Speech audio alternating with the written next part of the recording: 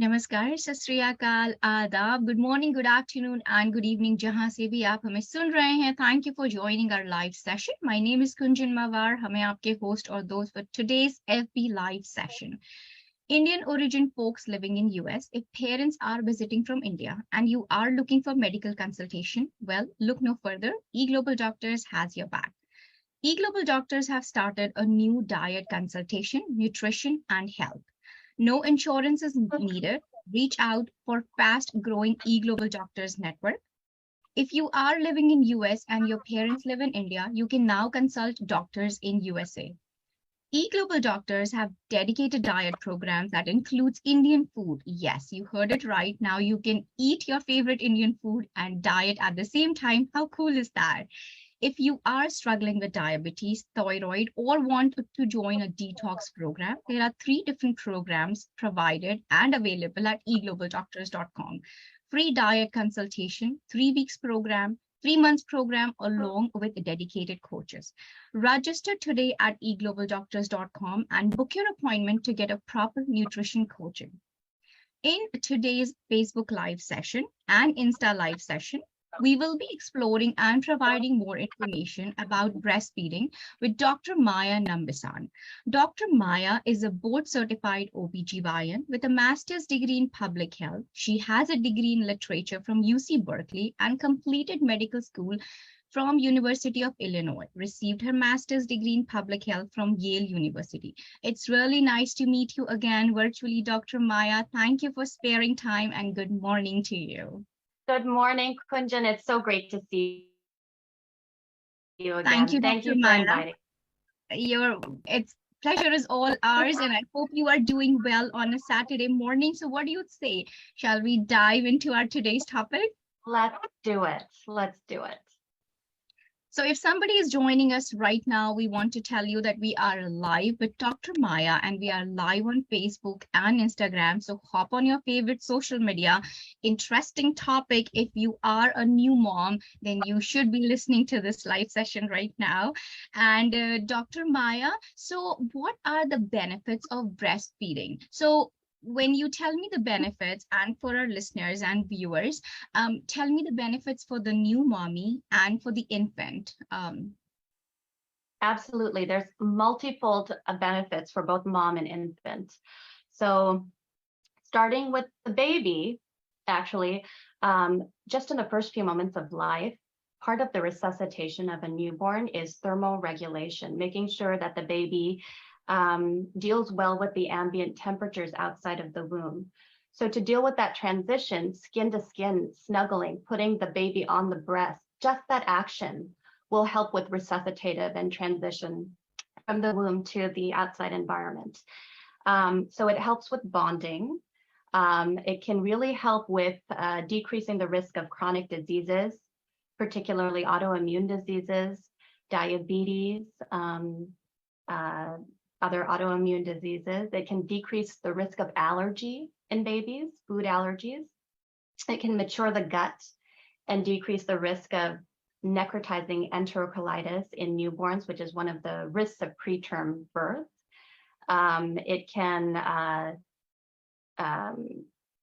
It has multifold improvements in baby's IQ and learning afterwards. So there's so much for baby. For the mom, there's also increasing in bonding with the baby, so that can help. It also decreases the risk of breast and ovarian cancer, and it can decrease the risk of type 2 diabetes in women. Some women say that when they breastfeed, they can lose the weight from pregnancy quicker, so that's another added benefit. There's lots of different benefits.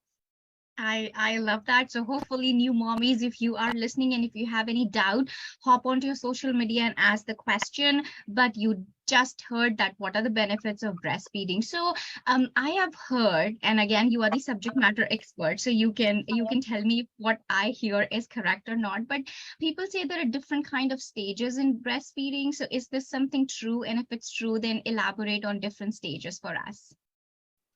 There are different stages to the breast milk when it's being produced. So it's really important for new moms not to get discouraged in the first 2 days after delivery, because sometimes colostrum, which is the early stage of breast milk, which is very, very important for the baby, it doesn't always get produced, day one, immediately postpartum. It can happen, it can sometimes take 2 to 3 days. And it does not resemble breast milk at all, what you would typically think of as breast milk. It's yellowish, it's thicker, it's produced only in ounces, 1 to 2 ounces, at a time. Very little of it is produced, but it's all the nourishment that a newborn needs. And it's packed full of antioxidants, immunoglobulins. So it's really a superfood for baby. And then a couple days later, then you get this transitional mix. It is a mix of colostrum and mature breast milk. And it might be a little yellowish, a little thinner.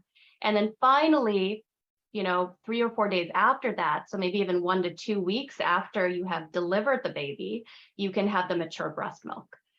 Some women get discouraged. Many of my patients have gotten discouraged because when they attempt to express milk immediately after delivery, they don't see anything. And it's not abnormal for that to happen.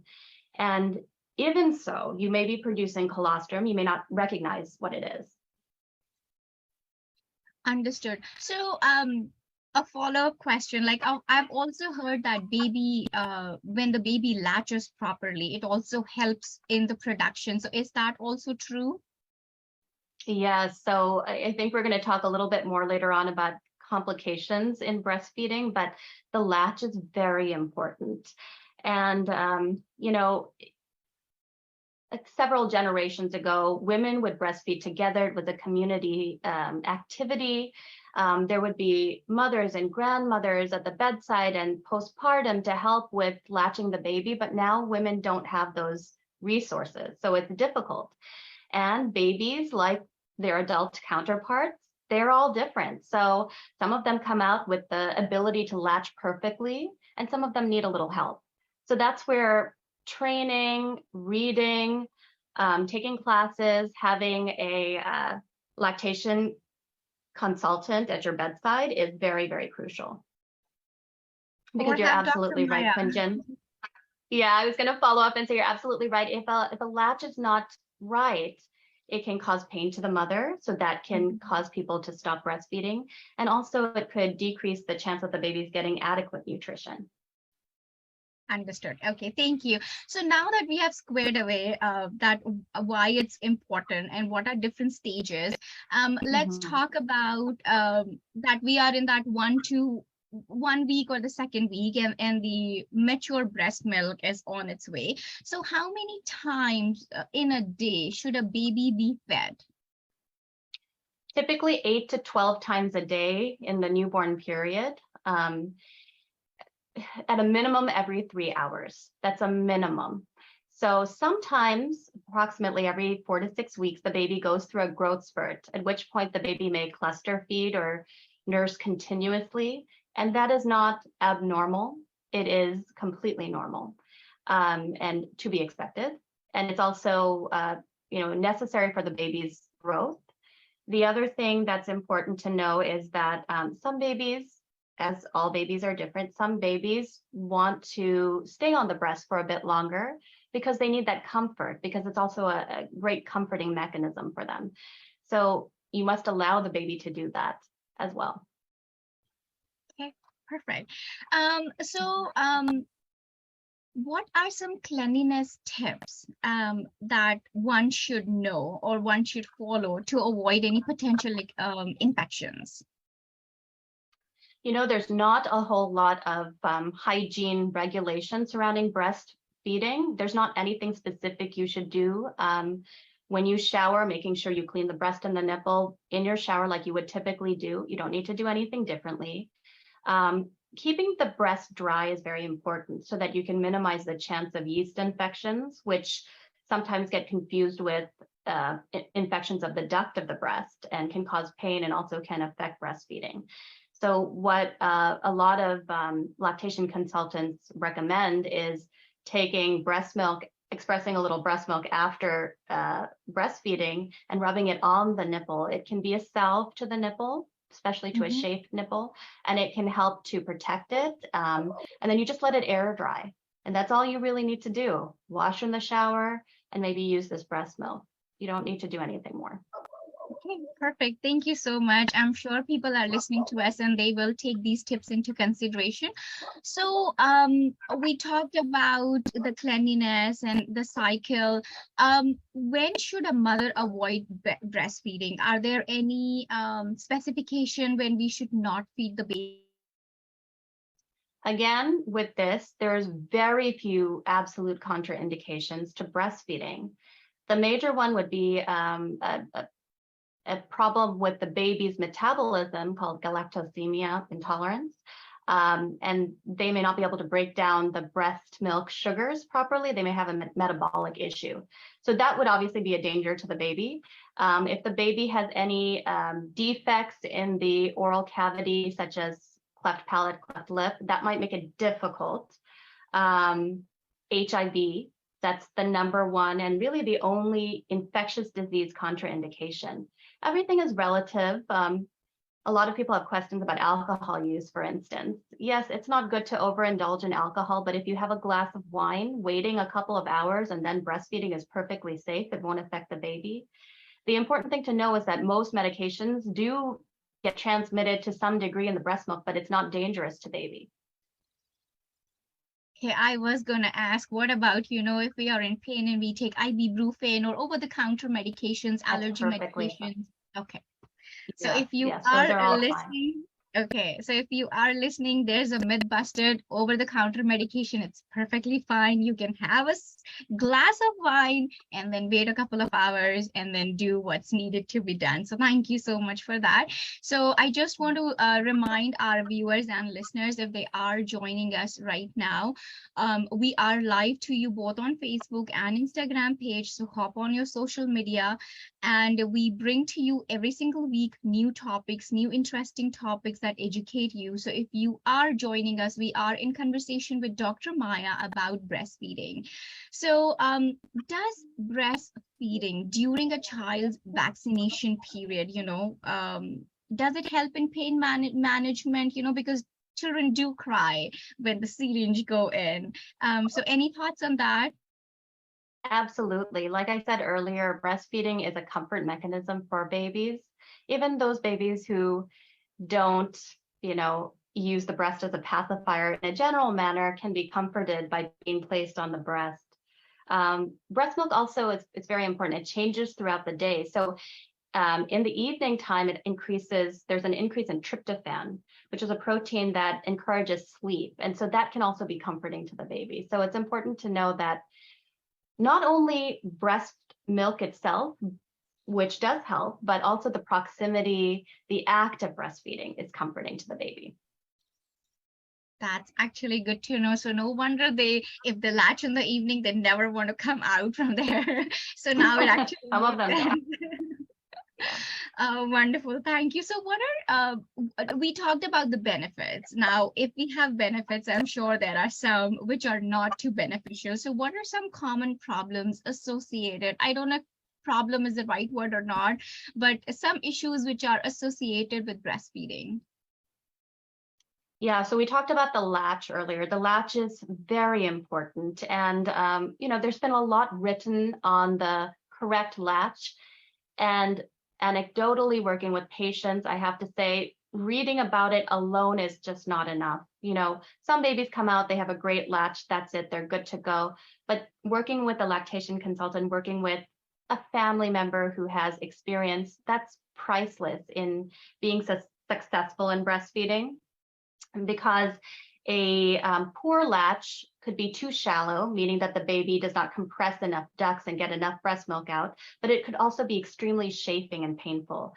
And that is a cause for many women stopping their breastfeeding.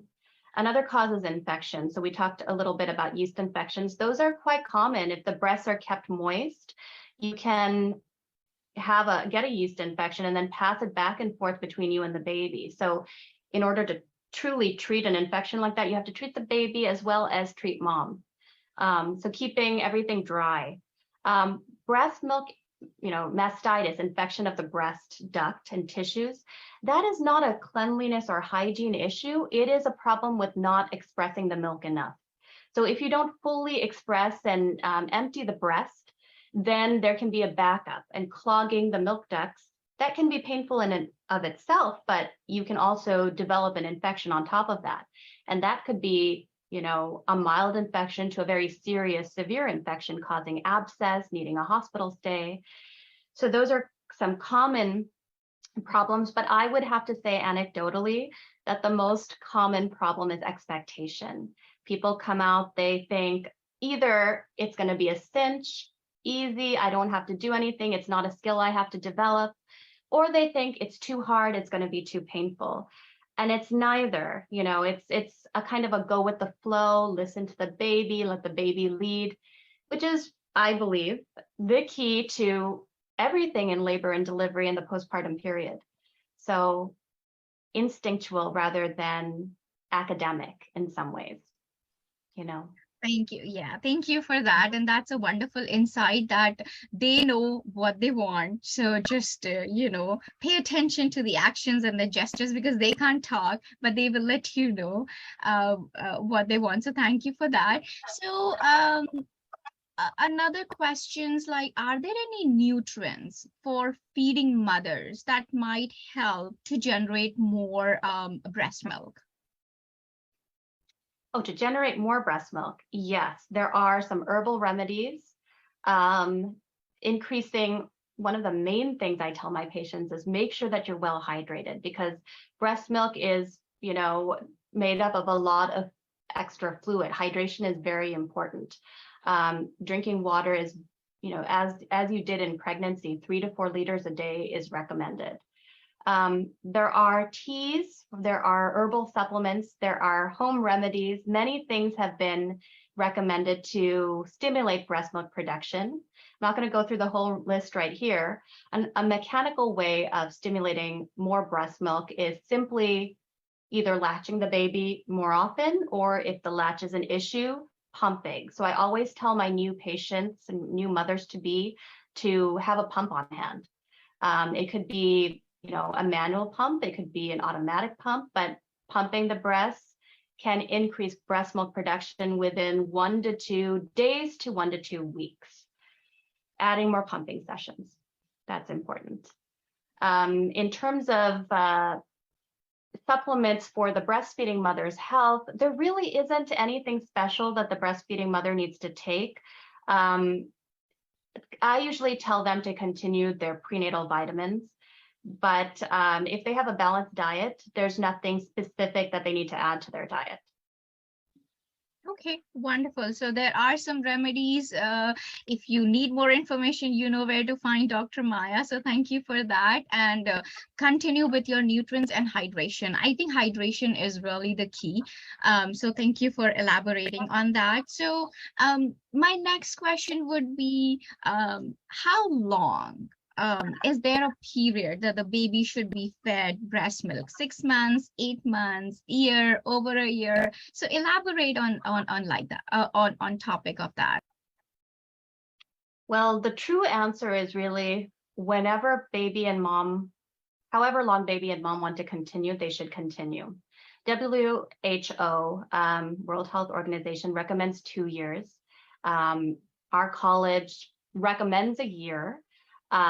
6 months is fantastic as well. The first 6 weeks, if you're able to breastfeed for just the first 6 weeks, you will be able to give the baby the immunoglobulins in the colostrum, the important nutrients from the breast that's really crucial to the baby's first few weeks of transition. So that's important too. But however long baby and mom want to breastfeed, however long they're happy doing it and contented, that's how long you should do it. Okay, wonderful. So same thing, let the baby lead and the baby will tell you if they are wanting to continue or not. So can it be a mix? Can we have formula and the breast milk done together simultaneously at the same time? You absolutely can, and there's no harm in doing so. I would say within the first few weeks, the 4 to 6 weeks of breastfeeding, if you want to continue breastfeeding as well, try not to introduce pacifiers or other nipples, bottles at that time, because the mechanism of getting milk out of the bottle is very different than getting it from the breast. And that might lead to what's commonly called nipple confusion. It might lead to the baby being unwilling to latch and breastfeed that way. So for the first 4 to 6 weeks, I encourage, breast only, but then afterwards it's perfectly fine and safe, and sometimes saves a mother's exhaustion and their mental status to have somebody else give a bottle. And that could be Okay. express breast milk or formula, no harm there. Or formula. Okay, perfect. So 4 to 6 weeks, stick to the old-fashioned way, but after that, you can mix and match, and it works fine. Okay.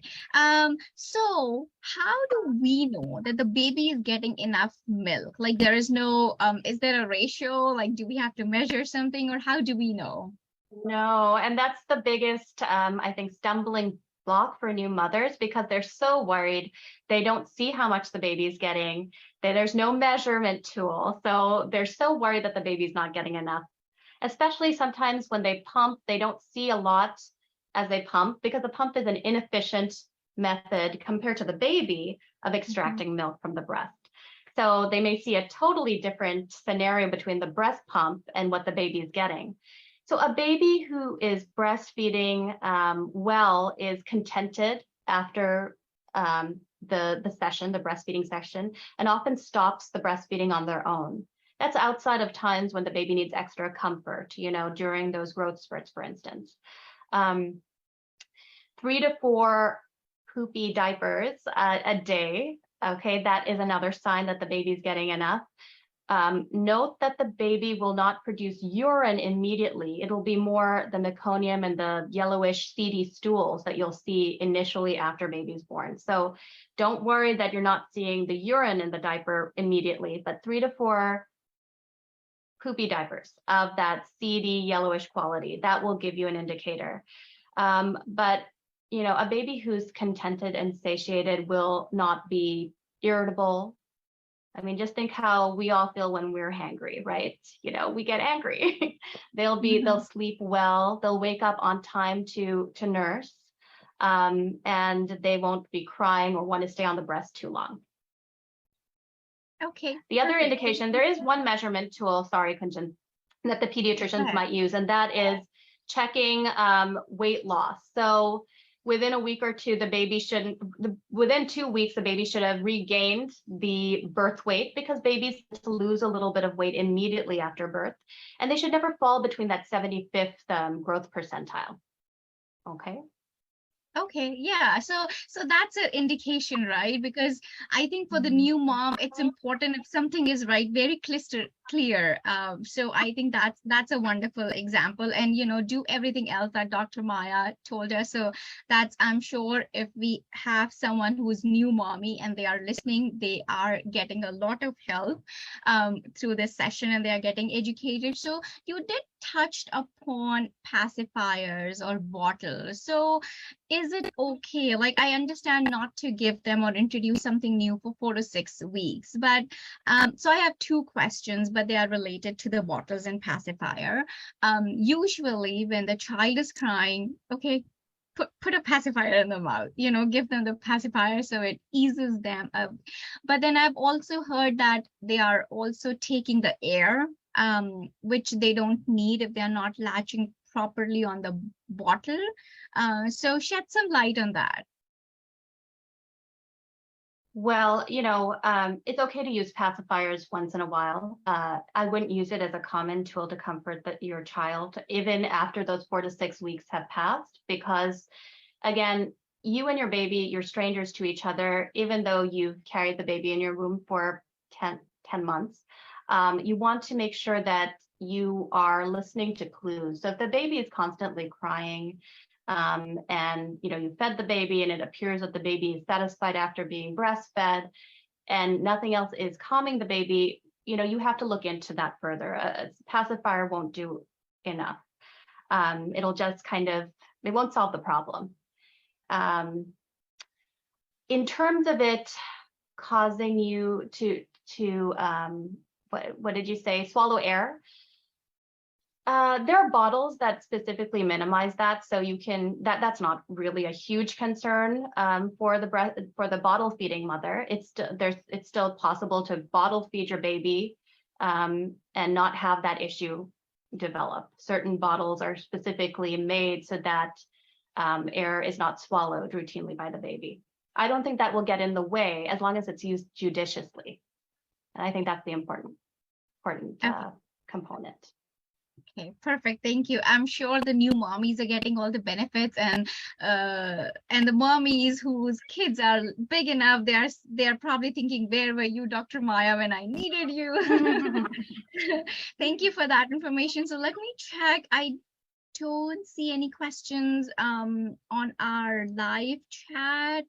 So if you are listening to us and if you have any question which has been bothering you or you want to ask for a friend, please ask your question. We are live to you on Facebook and Instagram. So I don't see any questions. So with that, Dr. Maya, it's a wrap. We really appreciate you coming on and educating us. So I just want to quickly tell about the benefits of health packages that eGlobal offers. They are introducing packaging deals for you and your family members. Now you can get yourself consulted at a lower cost. You can choose from their board certified doctors. Prescription will be provided. They have umpteen number of specialties. Please go visit eGlobalDoctors.com. Video consultation up to 30 minutes, and the package can be used by you or your family members. Like I mentioned in the beginning, eGlobalDoctors have started a new diet consultation, nutrition, and health. No insurance is needed, and reach out to Fast Growing Doctors Network. If you are living in US and your parents are living in India, you can consult a USA doctors. eGlobalDoctors have dedicated diet programs that includes Indian food. Yes, you heard it right. You can eat your favorite Indian food and diet at the same time. If you are struggling with diabetes, thyroid, or you want to join a detox program, there are 3 different programs: free diet consult, 3 weeks program, and 3 months program with dedicated coaches. Register today at eGlobalDoctors.com and book your appointment to get a proper nutrition coaching. So before I let you go, Dr. Maya, any word of wisdom you want to share with our viewers? Yes, I want to tell breastfeeding mamas out there who would like to breastfeed exclusively, that it is a skill, it's a learning situation. Get all the help you need, read up, buy your pumps beforehand, lower your expectations, take your cues from the baby. This is something that's not purely academic or objective. This is an interaction between you and a new human being. And you have to look for the subtle signs, the subtle clues. And it may not be easy. You may not see objective results of your success immediately, but that doesn't mean that it's not working. And any questions, go to your providers. Mm-hmm. That's wonderful. I'm sure it will ease a lot of new mommies if they are listening, or if they go back to our recording and to listen. So please go with the flow and listen to the cues that the newborn is providing. So thank you so much. This is Kunjan signing off. See you guys. Stay safe. Keep smiling always until we see you again. Thank you and namaskar, Dr. Maya.